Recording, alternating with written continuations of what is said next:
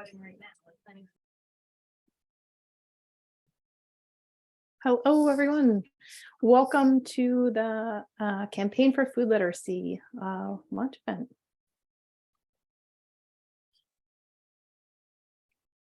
We'll give people another minute to get settled here.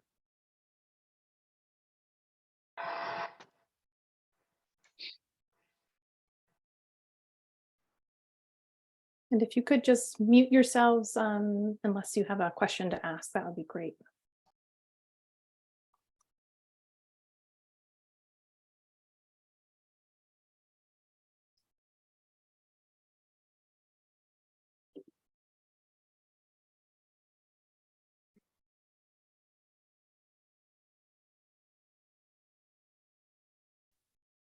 Welcome, everyone. While we're getting started, you're welcome to introduce yourselves in the chat. You can write your name and organization and what you wish you had learned about food literacy while you were in school.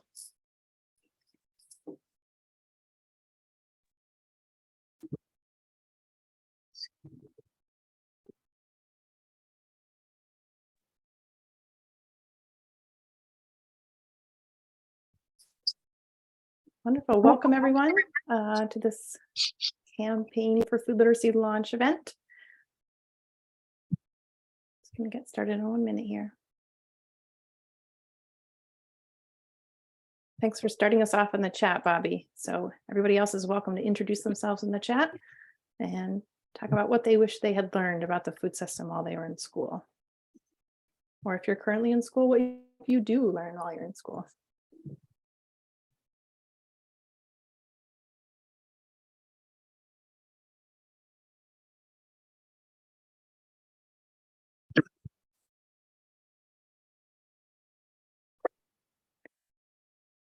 Wonderful. So maybe we'll just get started. So welcome. Thank you so much for being here to celebrate the introduction of an act to promote food literacy. My name is Brittany Peets, and I'm a program manager at the Massachusetts Food System Collaborative. We're so excited about this bill because we think that food system education in school is critical. And this bill is a great first step to eliminating some of the barriers to students learning about nutrition, agriculture, food justice, and culinary skills in school. So maybe if you could flip to the next slide so people can learn a little bit more about it. So this bill would add food literacy to the list of topics that students should learn about under Massachusetts state law and provide teacher training and high quality lessons and make funds available to schools. And so if the sponsor is able to join us, we'll hear from one of the sponsors of the bill. And then we'll hear a little bit more about the background of this campaign and report. And then we will hear from a lot of experts who are immersed in food literacy. And then hopefully there'll be time at the end to talk about next steps and clarifying questions. And so our goal is that hopefully by the end of this event, you'll have a clear picture of food literacy in Massachusetts and be inspired to reach out to your legislators to ask them to co-sponsor this bill. So that all students have access to food literacy. Next, what do you think? Great. So I'm going to turn it over to Winton to give a little bit of a background on the collaborative. Hi, folks. Thanks for joining us today. So I'm Winton Pitkoff. I work with Brittany at the Collaborative.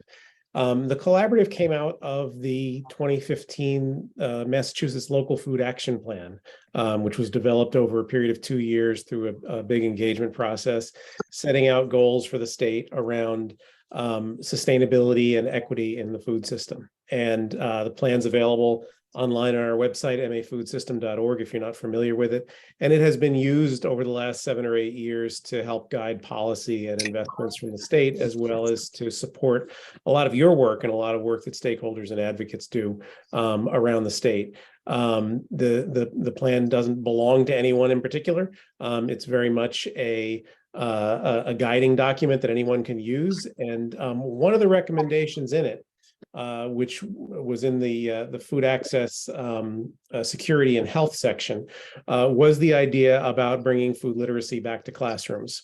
For anyone who's as old as me, you might remember something that was called home economics. It's not called that anymore.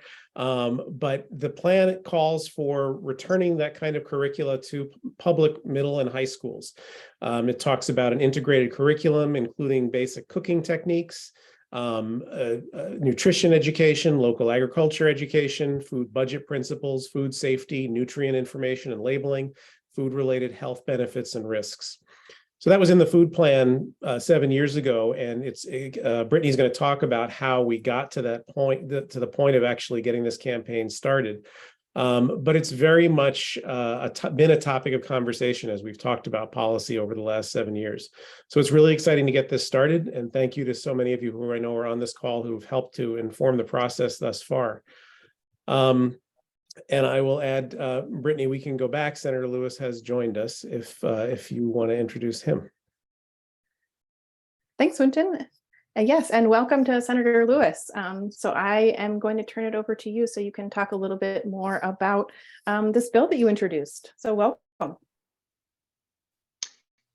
Great, thanks so much, Brittany. Is my audio okay? Can you hear me? Sounds great. Great. All right. Well, thanks so much, and apologies to all that I was running a few minutes late. It's great to be with you. I want to thank Brittany and Winton and the Massachusetts Food System Collaborative, for all the incredible work that you're doing to lead the charge for food literacy in our schools and our communities. I am really excited, to partner with you all. I think we all understand that, we have what I would describe as a toxic food system in the United States. We have a food system that results in poor health outcomes, for individuals and communities and for our public health system at large. We have a food system that results in numerous environmental harms.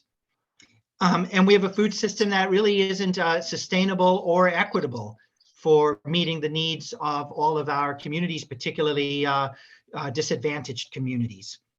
And indeed, it is a system that disproportionately harms children of color and those from low-income households. I believe, as I know many of you do, that a key to changing this toxic food system is food literacy for our young people. It is a key to change. And that's true, I think, for an individual in his or her life, for a family, for our community, and ultimately, that is what will lead to the systemic change that we need in Massachusetts and in the United States. So food literacy, I think, underpins those levels of change that we really need. Providing students with accurate information about healthy food, giving them more opportunity to access fruits and vegetables and other healthy foods, not only improves their own health, but also enables them to understand the systemic issues, that make our food system unjust and unsustainable. We can celebrate that many schools across the state already include food literacy in their curriculums. Some of our schools have their own gardens. Some of them have relationships with local farms and other programs like that. And this is great. And these are all things to celebrate. But what we really need is equitable access and food justice for all, because every student deserves access to healthy food and education about nutrition and food systems. This shouldn't just only be for a lucky few who in certain schools or communities access this kind of education. It should be true, for everybody. And, importantly, bringing food literacy into our schools doesn't need to be difficult or burdensome for our teachers or administrators. Food literacy can be integrated into existing science, math, social studies, or health classes. Research has shown, for example, that using food-based science and math lessons, such as understanding how to read nutrition labels, for instance, increases both students' knowledge of math and science concepts, by using tangible examples. It helps make it real for them. I'm proud to be the lead sponsor of this brand new food literacy bill, along with Representative Vargas in the House, who's a great partner, and really appreciate the work that the Mass Food Collaborative and others, have been doing to help draft this bill and to advocate for it. I think that getting this bill passed into law would help, many more teachers in schools to introduce or to expand the food literacy programming that they can offer for their students. I look forward to our work together, and I'm very grateful to all of you for your support and for your advocacy on this critical issue. Thank you. Wonderful. Thank you so much. That was a great overview of kind of the landscape and why this is so needed. So thank you. Thank you for introducing this, and thank you for speaking today. So maybe I'll go back a little bit to just explain a little bit how we got here. So the collaborative, as Wynton explained, does a lot of work moving forward the recommendations in the Massachusetts Local Food Action Plan. And we kind of started this project based on that recommendation by conducting interviews with teachers and nonprofit educators and other state agencies over the past 2 years. And based on these interviews, we put together a report that summarizes our findings. It highlights some of these great examples of food literacy that Senator Lewis mentioned. And then it outlines some recommendations for how we can expand this type of education. So a steering committee since the report came out, a steering committee has helped to kind of distill some of those recommendations into priority policy and budget asks that we'll talk about in a little bit. Next slide. So we learned that food literacy is taught in many classrooms, the cafeteria, the school garden, and the community. And students are learning how to grow food and prepare it. They're learning about soil science and plant biology and the chemistry of cooking. They're learning about the impact of climate change and how to care for other living things. They're learning about careers that are available in the Massachusetts food system and the skills they would need to enter them. They are also learning about the history of food in various cultures, as well as the ongoing inequities in the food system and in their communities. Next slide. But not every student has access to this type of education.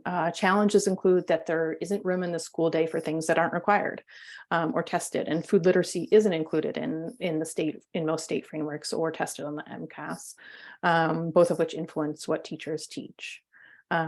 Many teachers don't feel prepared to teach about the food system and have trouble accessing good lessons that fit with their curriculum, as well as have trouble identifying funding to support these lessons, whether it's buying food or cooking materials or school garden materials.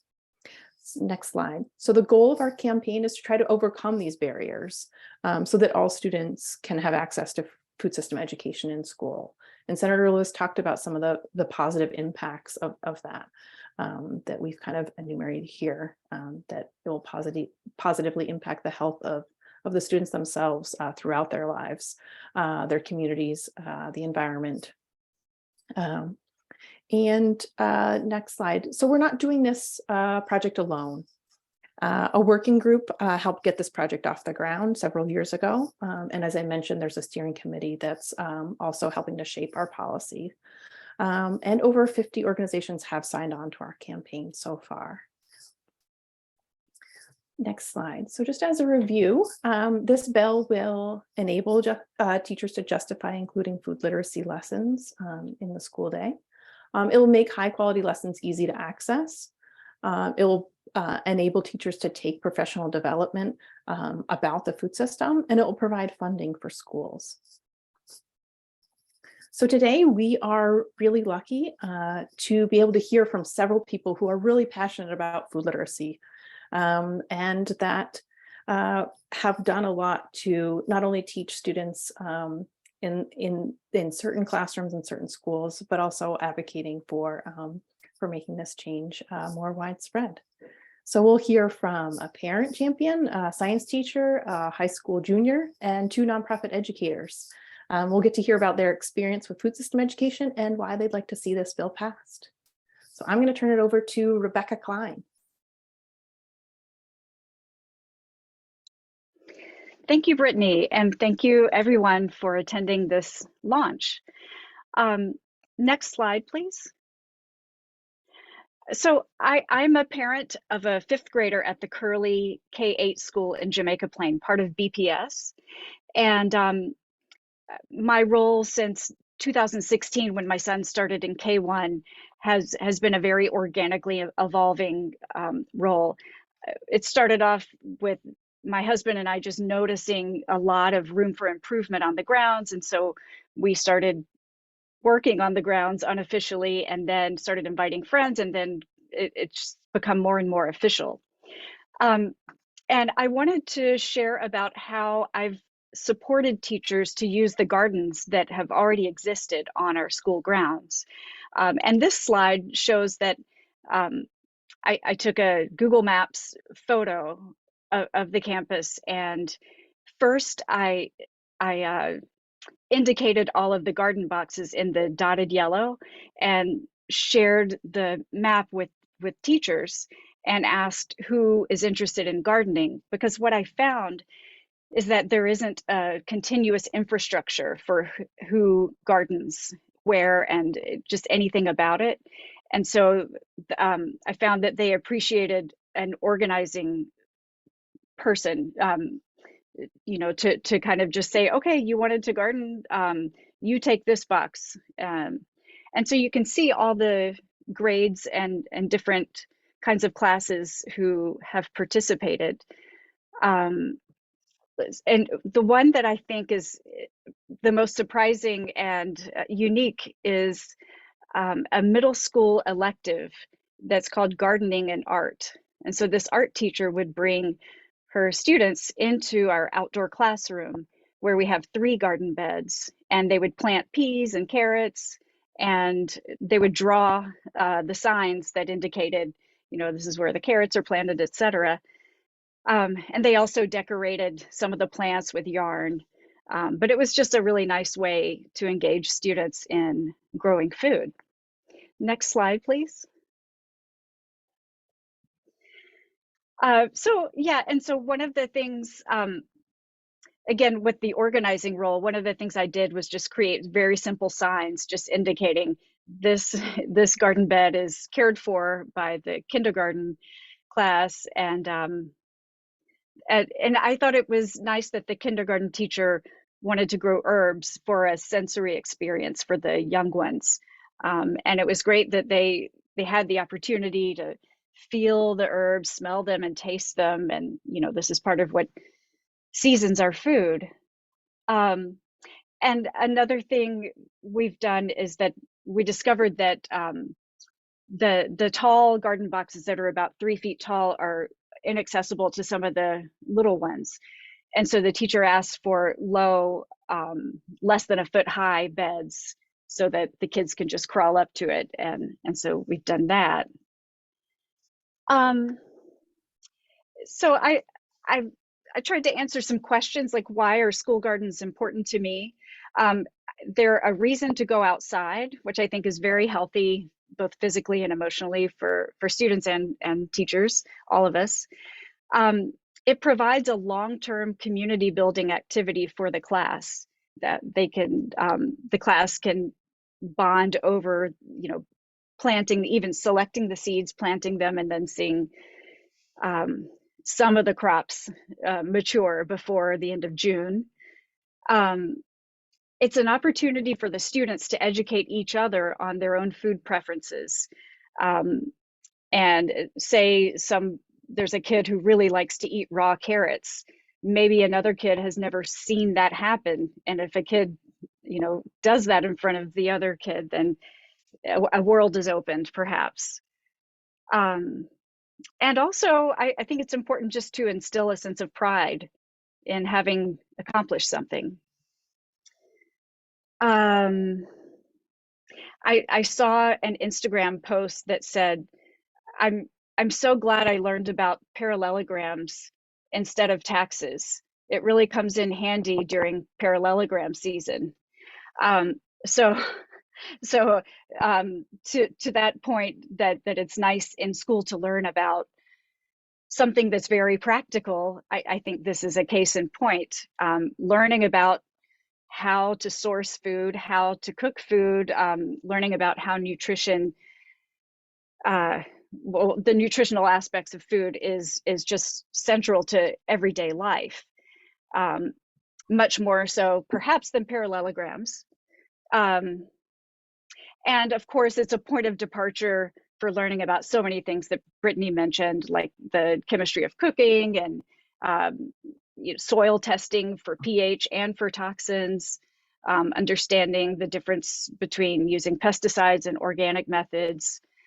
And I guess I would just conclude by echoing sentiments of others, by saying that the difference it would make to our community in Jamaica Plain is that, most importantly, it would increase health equity, because there, as Senator Lewis said, our disadvantaged communities are more affected by, or are less, have less access to this kind of learning. So thank you so much. Thank you very much, Rebecca. No, you brought up some really nice points about community building and connecting to art and the importance of being outside and learning practical skills. So thank you for that perspective. Next, we're going to hear from Karen, who is a science teacher. Hello, I'm Karen Murphy, and I'm just getting over something, so my voice is a little hoarse, so I'll do my best here. I'm a high school science and special education teacher at Summit Academy, and that's part of the Amherst Pelham Regional Public School District in Amherst. And you can go to the next slide. Thank you. So I teach a class. It's at least a semester long, and actually 3 quarters long, and we call it food science. And the curriculum was developed by the Stone Barns Center for Food and Agriculture with the goal of transforming the way America eats and farms by creating a healthy, sustainable food system. I have always tried to incorporate teaching the food system in my curriculum. It was always piecemeal. Then I had the opportunity to apply to this grant-funded program that was taught through Stone Barns in New York, in Tarrytown, New York. And they received hundreds of applicants and only accepted, if I remember correctly, between 40 and 50 public school teachers. And so that grant funding went into developing an amazing, well thought out, thorough food system curriculum, as well as a week-long training on the theories behind it and how to implement it effectively. So I knew when I left that I was armed with this amazing, enriching curriculum that I was so excited to teach. And that was back in 2018. And it's been wonderful. This has been a wonderful course to teach. And it's just been so rewarding to the students, the staff, the whole school community. And I'm going to highlight some of what we do during this course to give you an idea of what we do. So one of the units that let me see, I just want to make sure I'm getting to everything. Well, in terms of an overview of what's taught in the curriculum, we cover topics such as the botanical and historical origin of our foods. We study the origin and history of rice cultivation, for example. We look at how food reflects identity. For example, we looked at the meaning of rice among 2 different cultures, the Gullah Geechee of the Sea Islands of Georgia, through Chef BJ Dennis on PBS's Nourish, and the meaning of rice in the Japanese culture by studying a series of quotes from a Japanese American anthropologist. We study the science and flavor and food engineering. For example, we examine food industry science focus or properties that make snack foods appealing with the goal to make snacks that will sell. So we looked at how food scientists use bliss point, mouthfeel, engineering for addiction, packaging, and auditory stimuli, with the ultimate goal of selling as many snack foods as possible. So students start to think critically about why they're making these snack food choices that they do. Students then create their own commercials to sell healthy foods like carrot sticks. We study resilient agriculture. For example, we practice gardening techniques that work with the ecosystem instead of against it. And we addressed community access to healthy food. I had a student group that was interested in raising and selling microgreens in the classroom to our school food service for school lunches for the high school. All right, so you can go to the next slide. Okay, so here is just, I'm going to explain a couple of the units that we focus on during the year. In the unit, what we eat, some of the engaging activities that have been very well received include dissecting food plants and classifying the parts that we eat. So the students learn knife skills while they dissect and organize food plants according to what they think are the fruits, the roots, the flower, the stem. And that always has surprising results and opens up a lot of learning opportunities. To avoid the food waste, students then use the plant parts and additional provided ingredients to create salad and dressing in their small groups. They then taste test each other's salads, and they're encouraged to use qualitative rather than judgmental taste and texture descriptions. Students analyze and then write food reviews. Grow and compare fresh versus dried herbs, and make observations about what people eat around the world.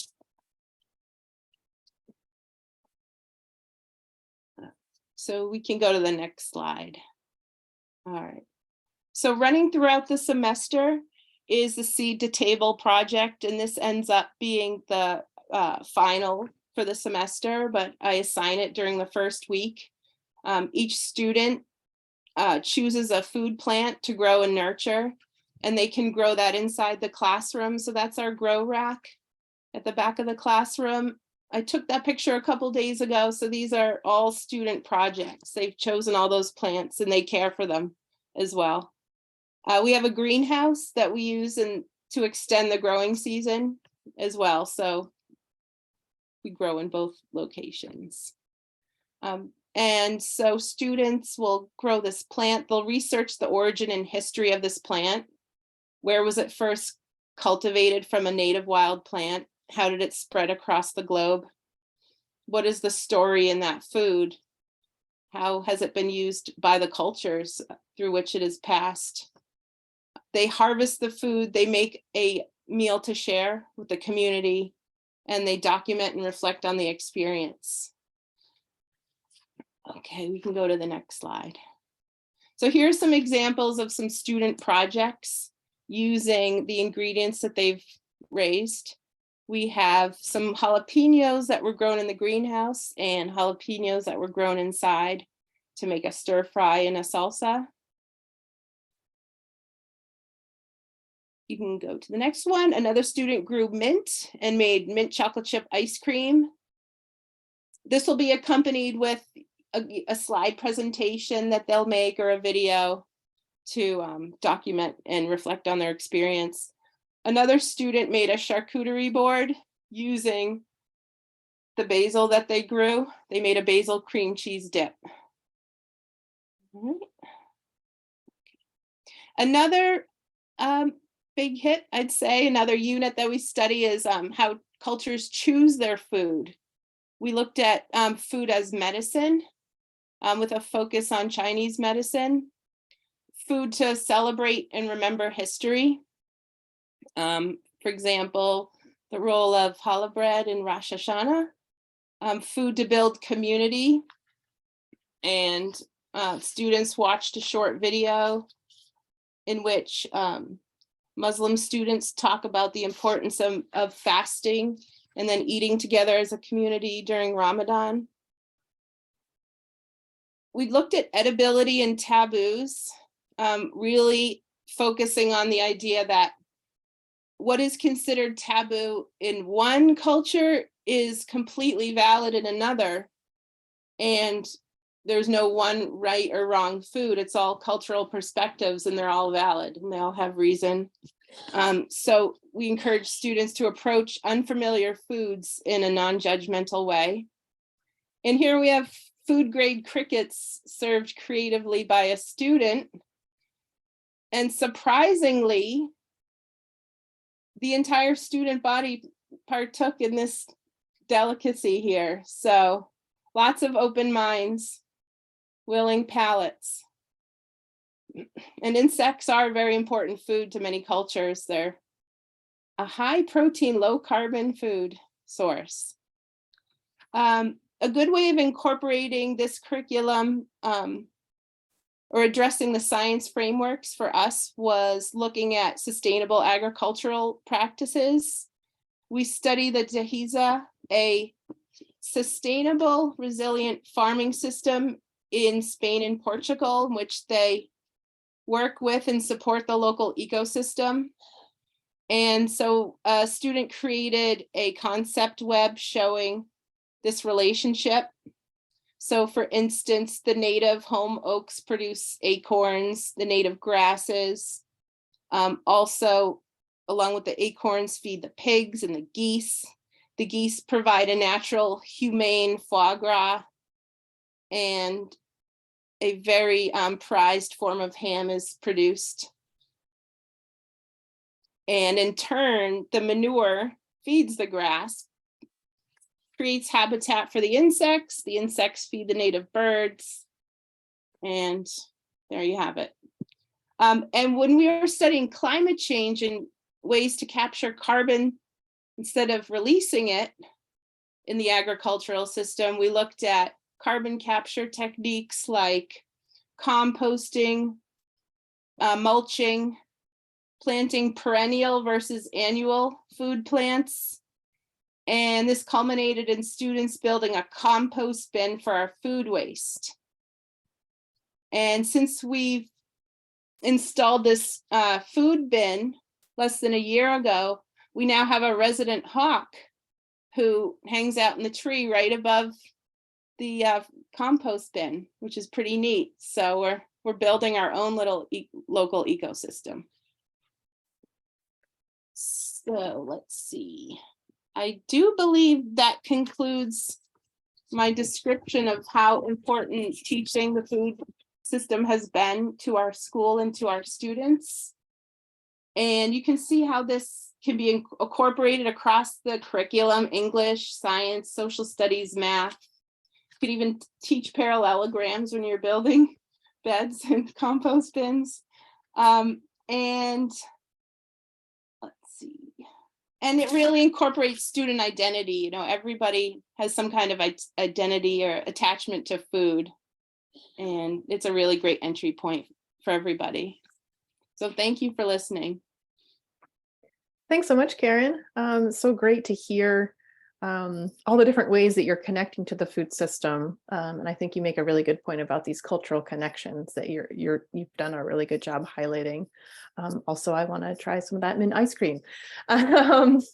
And I think a lot of people, speaking of what you wanted to study in school around the food system, I think a lot of people on this call probably wish that they could take your class.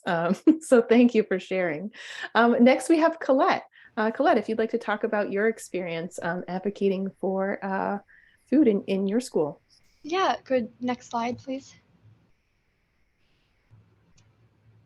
So in spring of 2022, Megan Murphy decided that she wanted to get a proposal for a grant for a plant science and food justice course, which would enroll, they would learn about placing global and local food systems and how the impacts of like the systems on the environment and people and society in general and how everything connects.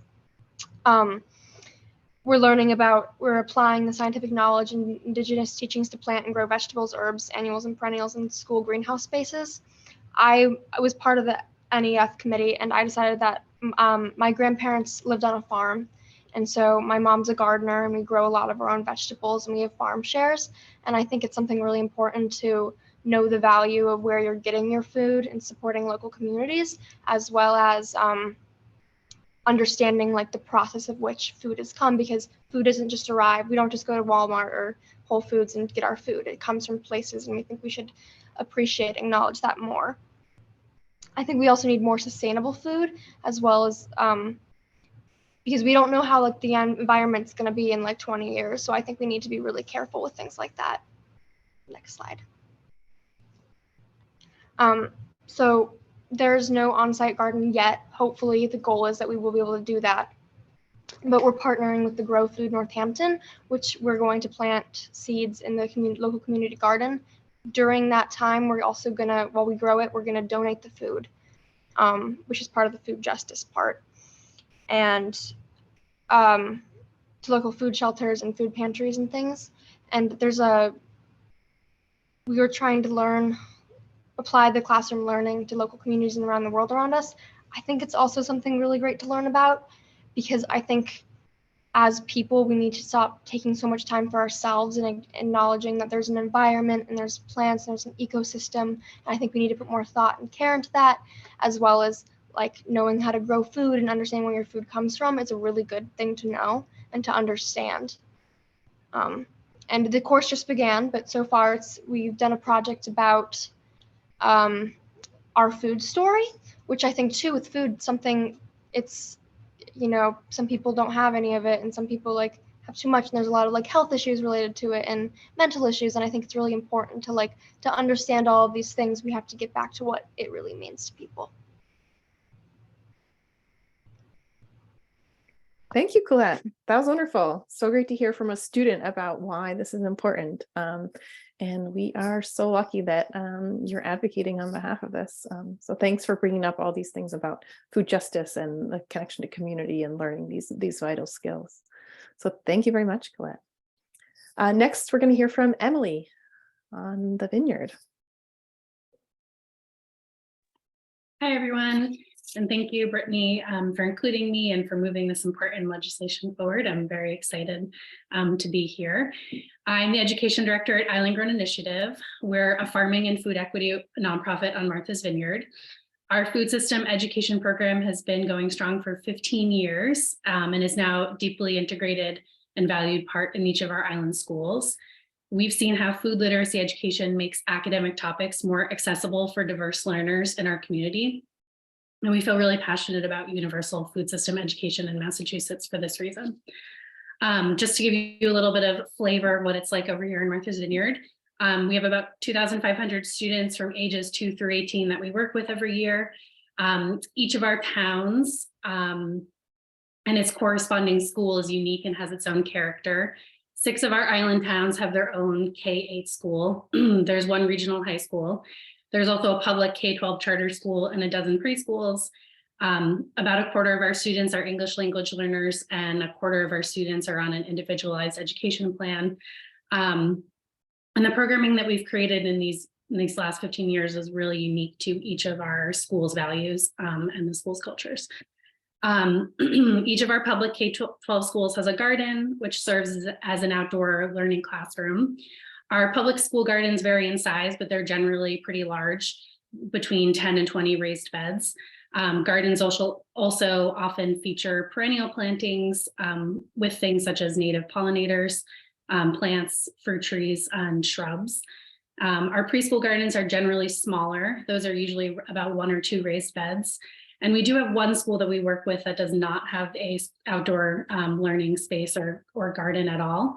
And we're still able to offer quality food system education through indoor growing projects, cooking projects, and farm field trips. So that's a range of access to outdoor spaces in our schools. And the thing that we've always said that I feel very firmly about is that every subject can be taught through the lens of food, gardens, and farms. And I'm just going to give you guys a few examples from our program. Generally, we work weekly with younger grades on a range of topics, from exploring life cycles to learning the history of agriculture, tasting fresh fruits and vegetables, and working in the garden. And we tie all of our lessons to the state teaching frameworks, but we find in the younger grades that food system learning is more open-ended and usually includes multiple subject areas and can sometimes just be a weekly garden time to go outside and explore. And just as a fun example, in a few weeks, we'll be hatching chicks with most kindergartners and first graders, which will be an opportunity for kids to practice English language arts, science, and math in a really practical, hands-on way. And is a highlight of the spring season for us. In middle school, our lessons are incorporated into the curriculum of subject-specific teachers and meet very specific curriculum framework standards. At this age, we've had the most luck incorporating food system learning into science, history, and Spanish classes. One fun example from our middle school curriculum: in 7th grade, students are learning about early man and the birth of civilization. So we will take students and their teacher on a foraging walk around the school grounds to experience firsthand the amount of work that really had to go into meeting early man's caloric needs. And then they'll make a salad with what they foraged. And all of our units in middle school, or across the grades really, include classroom time to learn background about whatever topic we're exploring, and then hands-on learning time where students are cooking with us or working in the garden.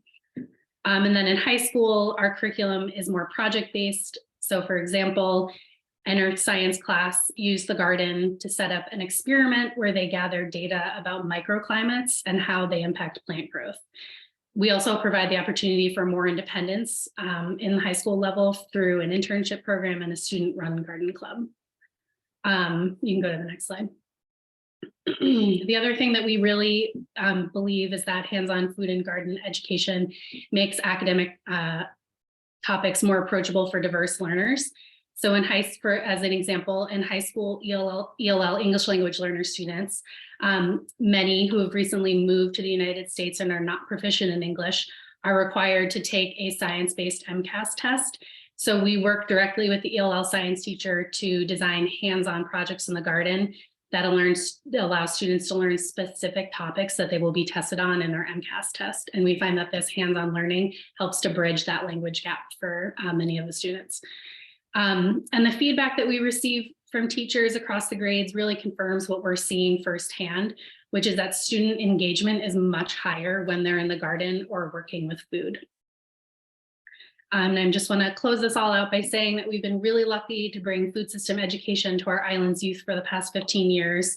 And while our year-round island community faces many economic challenges due to the high cost of living, we do have a lot of privilege on Martha's Vineyard, and it's easier for us to privately fundraise in our community. And it's allowed us to create this program.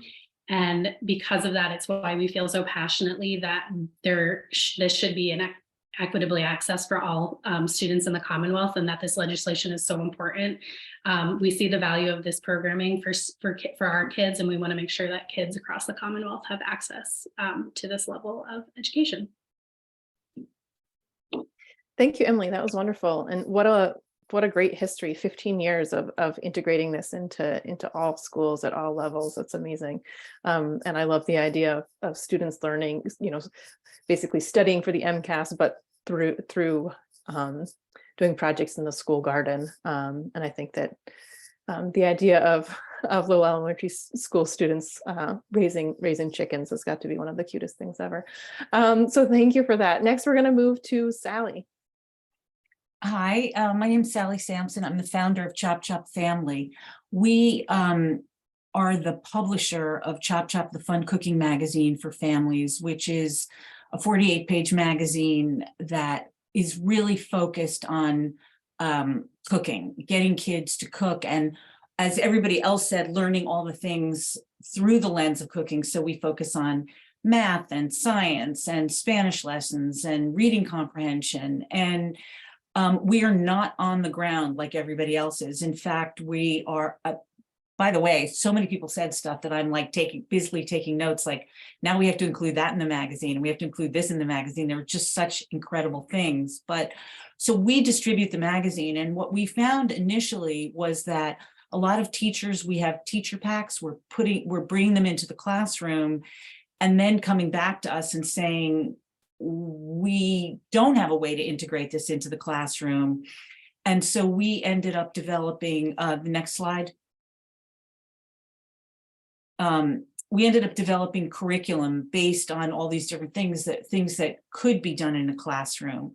So we basically have taken all the feedback from the different teachers that we work with. But I will say that I think a lot of teachers find it incredibly challenging to integrate these kind of lessons, and that having a bill like this will, when it's passed, it will make such a difference, because I think it will give permission to teach it, even though like clearly you can teach, like we've got math around cooking and teachers have really liked doing that. But I think that the bill is so incredibly important because of all the work everybody's doing that ties it to all the things that the teachers are doing.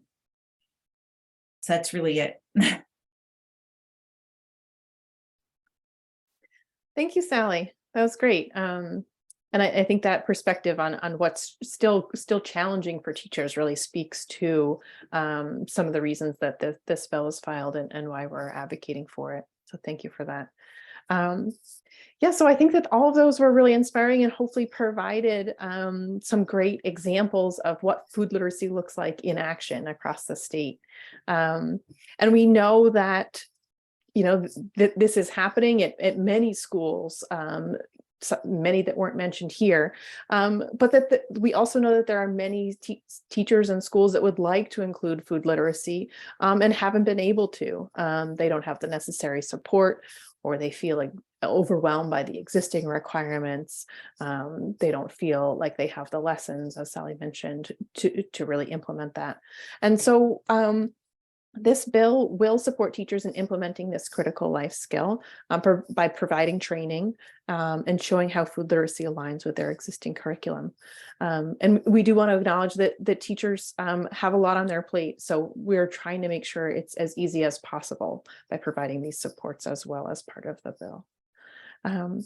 So the next steps, now that you're all kind of excited about this bill and really pretty immersed in what food system education looks like, I'd ask you to reach out to your legislators today about this bill and ask them to co-sponsor it, showing that, you know, it's really important to a lot of people from a lot of different backgrounds and a lot of different geographies across Massachusetts, that this is something that all students have access to. Also, if you could sign your organization on to support this campaign. You saw, I showed the 50+ organizations that have already signed on. So if your organization wasn't on that list and you think this aligns with the values, we'd love to add you as supporters. And then if you are a teacher and you'd like to kind of show off your program, show some legislators what food literacy looks like and why it's so important, I'm happy to work with you to try to schedule that. And then also being ready to testify and attend hearings in other events. This is just the beginning of this kind of advocacy that will take place around this bill, hopefully. So yeah, so being ready to do that. And I really appreciate the people who have been able to talk and to come out today. And I'm hoping that we can continue to gather support as this goes along. Next slide.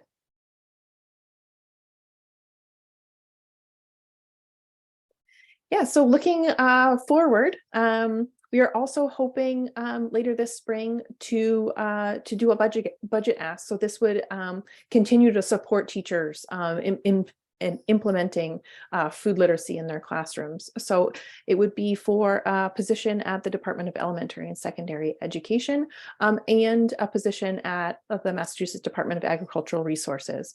And so those would be coordinator positions that would be available so that teachers could get support around curriculum and also get support around connecting to the Massachusetts food system, whether through hosting farmers in their school or through going on field trips to different places around the state.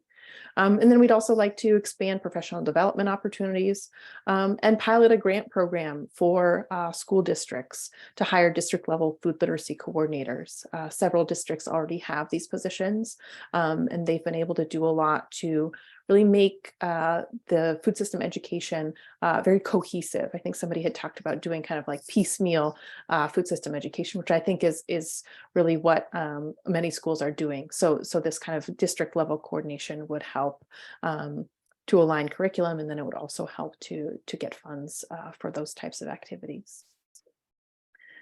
So I think that wraps up what I was hoping to share today. So unless people have any questions, you can kind of find more information on our website. You can email me directly. And I think that Winton put some links in the chat, so you can follow those as well. And yes, thank you, everybody. And please, if you do have any questions, I'm happy to answer them now.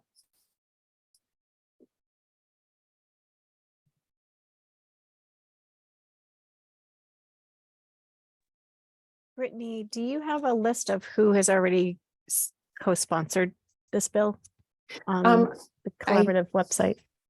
It's not on our website. It is, if you follow the links to the two bills, you can see the list.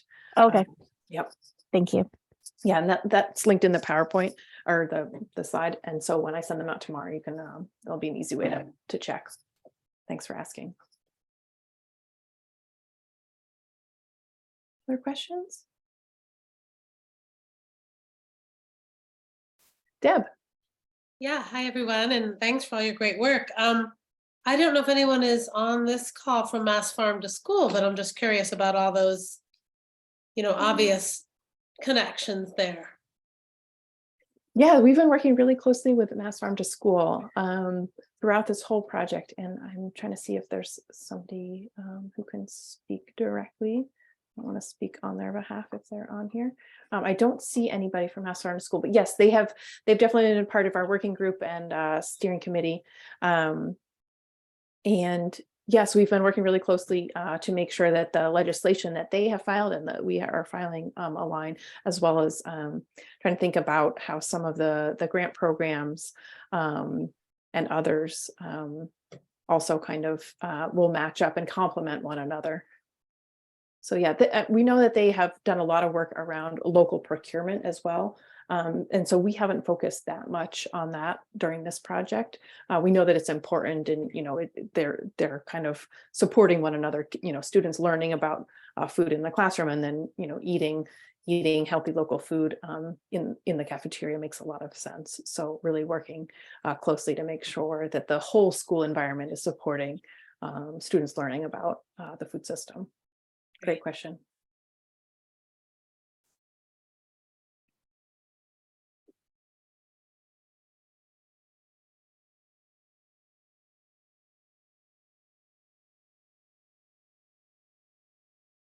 Okay.